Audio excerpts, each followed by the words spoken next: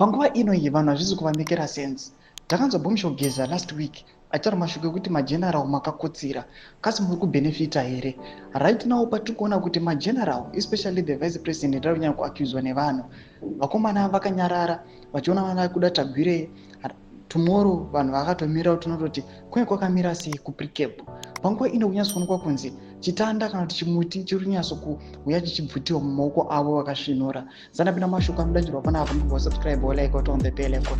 Mashoko aya anoda kuverenga anotanga abuda anyorwa after that flyer rekuPricab ramangwana rabuda. Panapa tinoona kuti vana tichatonga vanobuda nyora vachiti Tagwirei joins active politics. Anoposta mapictures rageneral ramuri kuona neratagwirei amuri kuona aro. Kudanyora chete General Chiwenga is a history.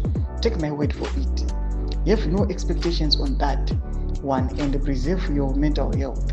He sold out long ago. He watched as his colleagues perished.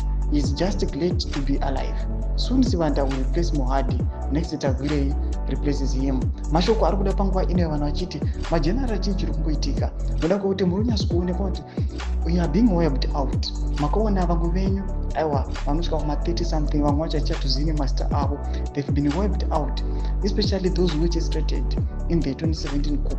Vanyatsozivikanwa kuti those guys most of them vakatsakatika. Right now vamwe vavo takuona kuti havachatsakatiki but they are just being eliminated. Tiri kuona kuti kuraiza kuri kuita vana Tagwirei nana Sivanda panguva ino kunyatso kupa signal yekuti aiwa zvatongwa obvious izvi. These guys vakasabvisa apo vasakaita action sezvakauzwa naBoomshogeza vari kuona kuti ndo their true legend ari onto hiding.